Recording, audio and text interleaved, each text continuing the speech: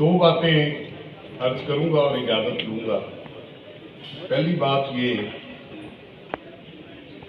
कि कायदे आज़म मोहम्मद अली जिनाब की थे, उन्होंने वकालत की, सियासत की, बंदूक नहीं उठाई।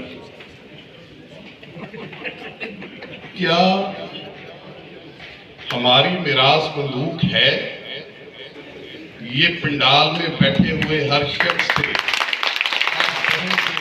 सवाल है।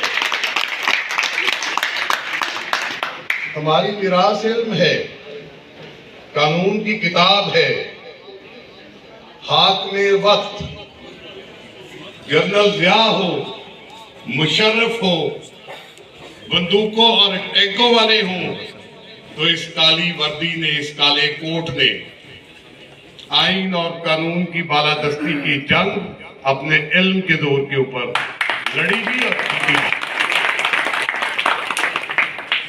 एक हजराहे तफन्नन एक और साथी है, एक तरफ मैं कदा, एक तरफ उनका घर। ये है मैं कदा, यहाँ रिंद है, यहाँ सबका साथी है। क्या अमामत किसी साकी को करनी है? क्या अमामत बंदूकों वालों को करनी है? या अमामत वकीलों की अमामत वकील करेगा? इसकी डिटर्मिनेशन।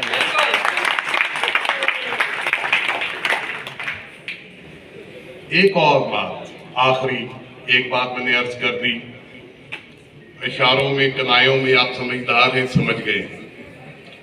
जो आखिरी बात अर्ज करना चाहता हूं वो ये है कि कुछ हाथ नहीं आता बेआह सहर गाहे। अगर इज्जत और वकार की जंग लड़नी है, बार के माथे के ऊपर जो कलंक के टीके लगे हैं, मैं माजरत के साथ कह रहा हूं, मेरा इदारा है, यहां प्रॉपर्टी डीलरों से बढ़कर बात अब आगे जाने वाली है। न समझोगे तो मिट जाओगे हिंदुस्तान वालों, तुम्हारी दास्तां तक भी ना होगी दास्तान। क्या प्रॉपर्टी माफिया कम था? जो एक और माफिया हम पे मुसल्लत होने की रंग के टीके लगे हैं, मैं माजरत के साथ कह रहा हूं, मेरा इदारा है, यहां प्रॉपर्टी डीलरों से बढ़कर बात अब आगे जाने वाली है। न समझोगे तो मिट जाओगे हिंदुस्तान वालों, तुम्हारी दास्तां तक भी ना होगी दास्तान। क्या प्रॉपर्टी माफिया कम था?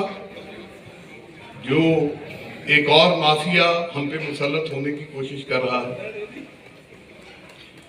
इस माफिया का मुकाबला करने के लिए हमें जुर्रत की जरूरत है, हमें मेहनत की जरूरत है, हमें जिद्दोजहद की जरूरत है। और अल्लाह ताला का कानून है, कुरान की आयत है कि अल्लाह ताला किसी की मेहनत को रायगा नहीं जाने देता। अगर आज हम में ये सोच पैदा हो जाए कि ये हमारा अदारा है, हम यहां पर अपने अदारे के वकार की जंग लड़ेंगे, तो कोई अमर माने नहीं है कि बड़ी से बड़ी रुकावट, चाहे वो सरमाए की शक्ल में हो, चाहे वो ताकत की शक्ल में हो, वो हमारा रास्ता रोक सके। शर्त एक है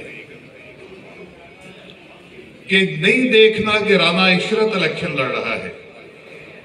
अपने दिलों पर हाथ रखिए, राहील के कहने पे ना जाइए, आप एसएम इकबाल साहब के कहने पर ना जाइए, मलक तौसीफ के कहने पर ना जाइए, दिलों पर हाथ रखें और बताएं कि प्रोफेशन का सिंबल अगर इसको कहते हैं 4 उम्मीदवारों में से है तो वो कौन है। अगर आपका दिल गवाही दे, अगर आपकी सोच गवाही दे, तो फिर जो अमानत को अमानतदार तक ना पहुंचाए वो खाइन होता है। ये फैसला हमने करना है कि हमने खयानत, अमानत में से कौन सा रास्ता इख्तियार करना है। तो अमानत का हकदार इसलिए नहीं कि राना इशरत एक राजपूत है और मैं उसकी सपोर्ट के लिए खड़ा हूं, नहीं। कोई भी शख्स जो मेरे अदारे के वकार के साइन बने, वो अंसारी हो, वो रहमानी हो, वो शेख हो, हमारे माथे का झूमर है। और राना इशरत ना भी हो तो अमानत का हकदार इसलिए नहीं कि राना इशरत एक राजपूत है और मैं उसकी सपोर्ट के लिए खड़ा हूं, नहीं। कोई भी शख्स जो मेरे अदारे के वकार के साइन बने, वो अंसारी हो, वो रहमानी हो, वो शेख हो, हमारे माथे का झूमर है। और राना इशरत ना भी होता तो हम, यानी अहमद राहील, इस वक्त मैं अपनी बात कर रहा हूं, मैं इस अमानत को राना इशरत ही के सुपुर्द करता, इसलिए कि हर साल इलेक्शन आता है और एक साल हम ये कहते हैं कि हम पे कैसे लोग मुसल्लत हो गए। बहुत अजीब सवाल है। मुसल्लत बाहर से होते हैं, मुसल्लत अल्लाह मियां करते हैं, मुसल्लत कोई और आकर करता है। हमारा वोट हम पर मुसल्लत होता है। आइए आज इस अहद के साथ यहां से जाएं कि 2022 का सूरज बार के वकार की जमानत बनकर आएगा। आइए इस अहदे वफा के साथ जाएं कि हम इशरत को सपोर्ट नहीं कर रहे, हम सपोर्ट कर रहे हैं बार की रवायात को, बार की वैल्यूज को, इल्म को, किताब को और अपने पेशे को। मुझे आपसे इतनी गुजारिशात करनी थी और सिर्फ ये आखिरी जुमला अर्ज करने लगा हूं कि जो कह रहा हूं दिल से कह रहा हूं, ना इसमें सियासत है ना इसमें लफाजी है। शायद अच्छी लगे, शायद बुरी लगे, लेकिन अपने भी खफा मुझसे हैं, बेगाने भी नाखुश। मैं ज़हरे हलाहल को कभी कह न सका गंद।